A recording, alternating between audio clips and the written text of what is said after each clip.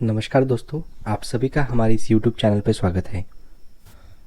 अगर आपने अभी तक हमारे इस चैनल को सब्सक्राइब नहीं किया है तो सब्सक्राइब कर लीजिए और इस वीडियो को लाइक करके आपके फ्रेंड्स के साथ शेयर जरूर कीजिए। यहाँ पे हम ancient and medieval India by Poonam Dalal इस किताब की समरी देख रहे हैं, जिसमें हमने चैप्टर नंबर 2 को शुरुआत की थी। उस चैप्टर का आज दूसरा पार्ट हम इस वीडियो में डिस्कस करने वाले हैं। पिछले वीडियो में हमने हड़प्पा काल का वर्गीकरण कैसे किया है उसके बारे में डिटेल में देखा और आरंभिक हड़प्पा काल के बारे में उसकी विशेषताएं क्या है उसके बारे में डिटेल में हमने जानकारी हासिल की थी। आज हम यहाँ पे पूर्ण विकसित हड़प्पा काल और उत्तर हड़प्पा काल के बारे में डिटेल में जानकारी हासिल करेंगे। तो चलो फिर इस वीडियो को शुरू करते हैं। सबसे पहले पूर्ण विकसित हड़प्पा काल। पूर्ण विकसित हड़प्पा काल क्या होता है? इसे हम एकीकरण युग भी कहते हैं और ये जो है एक शहरी चरण था। ठीक है, विकसित सभ्यता की विशेषताओं को ये चरण जो है वो दर्शाता है। जब भी हम आमतौर पर हड़प्पा संस्कृति कहते हैं या हड़प्पा सभ्यता कहते हैं तो हम इसी चरण का उल्लेख करते हैं। इसी शहरी चरण के लिए हम इस शब्द को उपयोग में लाते हैं। आप सभी को पता है कि हम जब भी हड़प्पा संस्कृति का उल्लेख करते हैं तो उसके आजू बाजू में सभी स्थलों के लिए उसका उपयोग जो है, इस शब्द का उपयोग हम करते हैं। लेकिन इसका मतलब ये नहीं है कि ये सभी जो स्थल है वो हड़प्पा के समान ही थे। ठीक है, उन सभी स्थलों में काल की भी अलग अलग काल में वो थे और दूसरा एक कि उसमें भी अपनी खुद की कुछ विशेषताएं थी जो हड़प्पा से अलग थी। लेकिन मन में यहाँ पे एक सवाल उपस्थित होता है कि अगर उनमें कुछ डिफरेंसेस थे, कुछ असमानताएं भी थी, तो इन सभी स्थलों को, इन सभी उत्खनन स्थलों को हड़प्पा संस्कृति के अंतर्गत क्यों कहा, मतलब अब हम उसकी पढ़ाई जो है वो हड़प्पा संस्कृति के अंतर्गत क्यों करते हैं?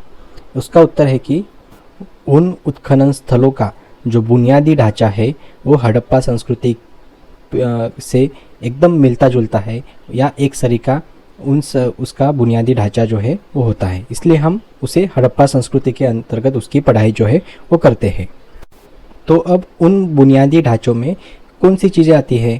तो ठेठ, लाल और काली मिट्टी के जो बर्तन हैं वो सभी हड़प्पा संस्कृति के अंतर्गत आने वाले उत्खनन स्थलों में एक सरीके थे। उसके बाद टेराकोटा की मूर्तियाँ जो है वो सभी स्थलों में हम पाई जाती है। इसके अलावा जो ईंटों का मानक माप है वो सभी उत्खनन स्थलों पे एक सरीका पाया जाता है, जैसे कि 1:2:4। ठीक है, यहाँ पे इस इमेज में आप इसे देख सकते हैं कि इसकी जो हाइट है उससे 2 गुना इसकी विड्थ थी और उससे 4 गुना इसकी लेंथ जो है वो, उस ईंटों की लेंथ जो थी वो 4 गुना थी। ये जो प्रमाण है ये सभी उत्खनन स्थलों पे एक समान था, जैसे कि हड़प्पा के उत्खनन स्थल में पाया जाता है। तो इसीलिए हम ये जो उत्खनन स्थल है उसको हड़प्पा संस्कृति के अंतर्गत उसका अभ्यास करते हैं, उसकी पढ़ाई जो है उसके अंतर्गत ही करते हैं। इसके बाद में अब सबसे महत्वपूर्ण स्थल जो है पूर्ण विकसित हड़प्पा काल के, उसके बारे में हम यहाँ पे देखने वाले हैं। तो इसमें सबसे पहला जो है वो है पश्चिम पंजाब में हड़प्पा और मोहनजोदड़ो। तो हमें क्या करना है, एक मैप लेके उस मैप पे हमें इन स्थलों को वहाँ पे चिन्हित करना है, वहाँ पे मार्क करके यहाँ पे देखना है। ठीक है, तो जो भी यहाँ पे स्थल आएंगे उन सभी को एक मैप पे आपको चिन्हित करके रखना है। दूसरा जो स्थल यहाँ पे है वो है पाकिस्तान में सूतकांगीदोर। तीसरा स्थल है गुजरात में लोथल। उसके बाद में कच्छ में धोलावीरा और उसके बाद सबसे आखिरी में हरियाणा में बनवाली और राखीगढ़ी। ये जो इम्पोर्टेंट साइट्स है इनके बारे में हमने यहाँ पे देखा है। तो सबको मैप में आपको लोकेट करके एक बार देखना है कहाँ पे है। तो और इस वर्गीकरण का जो आखिरी वाला पार्ट है उसे हम कहते हैं उत्तर हड़प्पा काल। इस वर्गीकरण का आखिरी वाला काल है और इसका जो समय है वो है 1900 से लेके 1300 ईस्वी सन पूर्व। अब हम यहाँ पे उत्तर हड़प्पा काल की जो विशेषता है वो उन विशेषताओं को यहाँ पे देखेंगे। उत्तर हड़प्पा काल जो है ये हड़प्पा सभ्यता का अंतिम चरण था। तो इस अंतिम चरण को हम स्थानीयकरण युग के नाम से भी जानते हैं। तो इसमें क्या हुआ था, शहरों का जो पतन हुआ था और ये जो बड़े बड़े शहर हैं वो बिखर के अलग अलग स्थानों पे जाके एक बस्तियों का स्वरूप हमें इस काल में दिखाई देता है।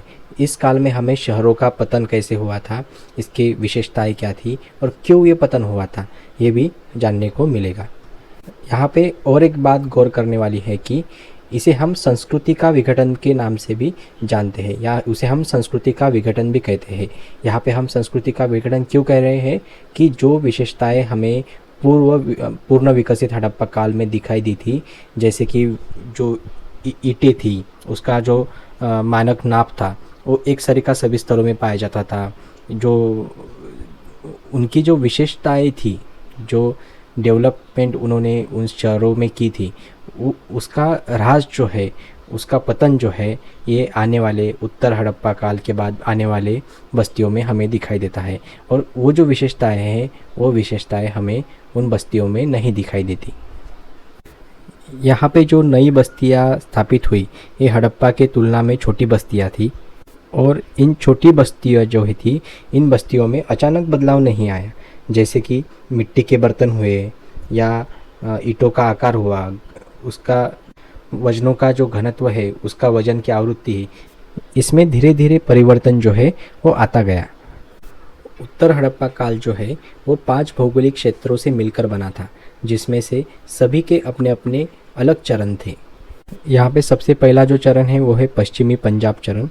यहाँ पे हमें क्या दिखाई देता है कि जो उत्तर हड़प्पा काल के जो 5 चरण हैं वो अलग अलग समय के हिसाब से उसका जो है वो पतन जो है वो होता गया। तो ये जो 5 में से सबसे पहला चरण है वो है पश्चिमी पंजाब चरण। दूसरा जो चरण यहाँ पे हमें दिखाई देता है वो है पूर्वी पंजाब चरण। तीसरा चरण है झुकार चरण। इनमें महत्वपूर्ण झुकार स्थल चन्नूदड़ो और अमरी थे। उसके बाद में चौथा जो इम्पोर्टेंट चरण यहाँ पे है वो है रंगपुर चरण। इसमें कच्छ, सौराष्ट्र और गुजरात की मुख्य भूमि जो है इसके अंतर्गत रंगपुर चरण के अंतर्गत आते हैं। यहाँ पे आखिरी वाला जो चरण है वो है गंगा यमुना दोआब चरण। इस चरण में उत्तर हड़प्पा बस्तियाँ की संख्या जो थी वो ज़्यादा थी, लेकिन वो छोटी और ज़्यादा ग्रामीण थी। लेकिन यहाँ पे एक विशेषता थी कि उनका जो आधार था वो विविध कृषि आधार के आधार पर उन्हें चिन्हित जो है वो किया जा सकता है। तो इस तरह हमने इस वीडियो में पूर्ण विकसित हड़प्पा काल और उत्तर हड़प्पा काल को यहाँ पे कंप्लीट किया है।